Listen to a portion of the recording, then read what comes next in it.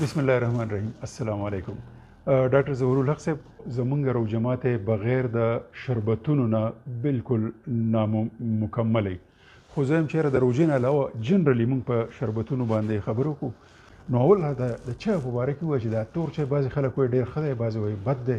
چای څنګه شی دی؟ چای بالکل بې ضرره شی دی، ډېر ښه دی. ظاهره خبره ده چې په اعتدالي په ورځ کې د 3-4 نه زیات نه وي، خو چینی پکې بالکل نه وي.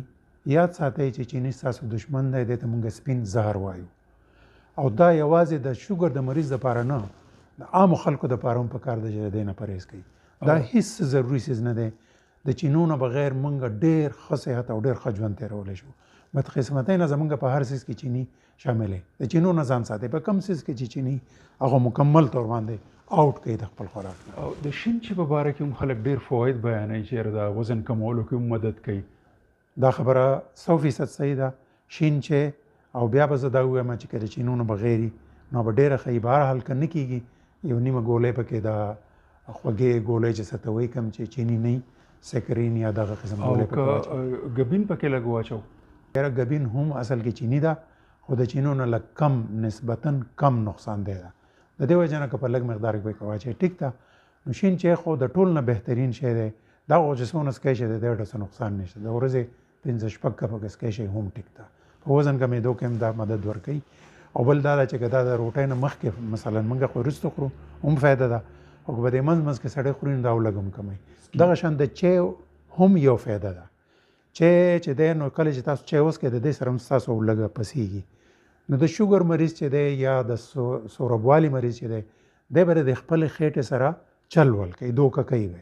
دوکه کوي به دی په څه باندې چې دی به چای وڅکي، د خوراک ټایم دی به چای پیاله وڅکي، نو دی به بیا خوراک کم کوي. مونږ خو چای نه څکو، مونږ یاره بیا ډوډۍ نشم خوړی. نو یو د دې چایو سره متعلق خبره دا ده چې پی او نو پی ټیک دي، په لږ مقدار کې ټیک دي. که ملایي پکې واچئ دا خبره به ډېرو خلکو ته حیران کن ښکاري، خو ملایي هم ښه شی دی ځکه چې دا چکنایي ده. او چکنایي ښه چکنایي چې ده، چکنایي بیا ډېر قسمونه دي، خو چې ښه روغنیات کم دي نو په هغې کې ملایي هم ده او دا تاسو استعمالولی. شین چای کې خلک نیمبو اچوي. بالکل ښه دی. ادرک پکې اچوي. بالکل ښه دی.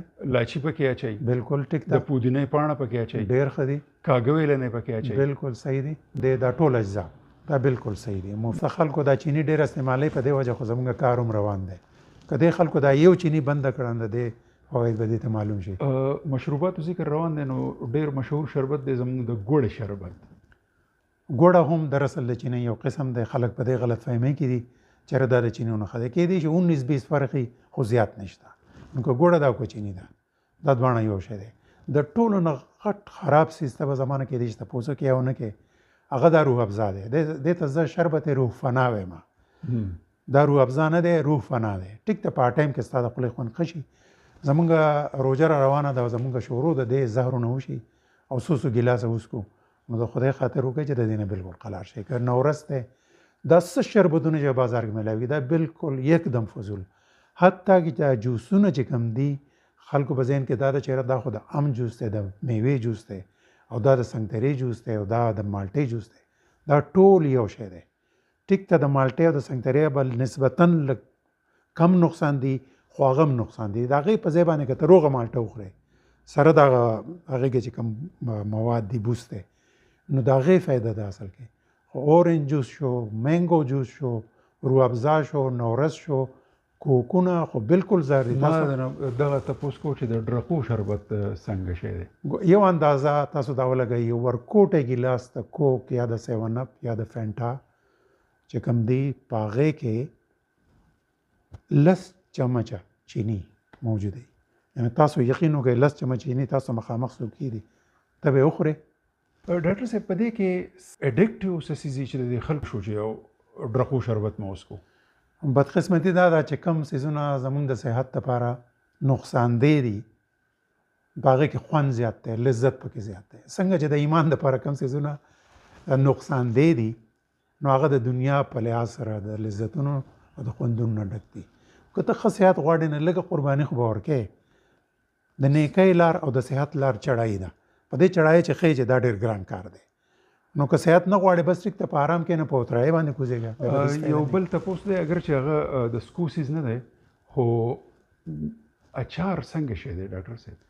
یاره اچار به ذات خود څه نقصان دی سیز نه دی په شرط دی چې په دې کې دا کم تیل استعمال شوي دا صحیح تیل نو بازار کې چې کم تیار اچار ملاویږي د هغې په باره کې زه هېڅ نشم ویلی چې کم قسم ګند دی په دې کې اچولی دی نور به ذات خود اچار خو په ډېر لږ مقدار کې خلک استعمالوي چټخارې دپاره خو زه خو د اچار په دې خلاف یم چې د اچار په وجه به ته خوراک نور هم زیات وکړې نو هغه خو ټیک نه ده د شوګر د مریض دپاره پرېږدوه خو د عام صحتمند سړي دپاره هم ډېر خوراک نقصان دی اخري تپوس د اچار یو ملګری دی چکني ښه شی دی ځکه چکني بنیادي طور باندې څه دي په هغې کې ماسته دي نو ماسته خو د ټول نه بهترین شی دی په دې سره متعلقه یو خبره ماته رایاده شوه چې تاسو به وایئ چېرې دا شربتونه یې راباندې ټول بند کړه نو مونږ به سکوسه شوملې او ماسته بهترین څیز دی مالګه پکې مه اچوئ بعضې خلک په شوملو کې چینی هم اچوي هغه هم زهر دي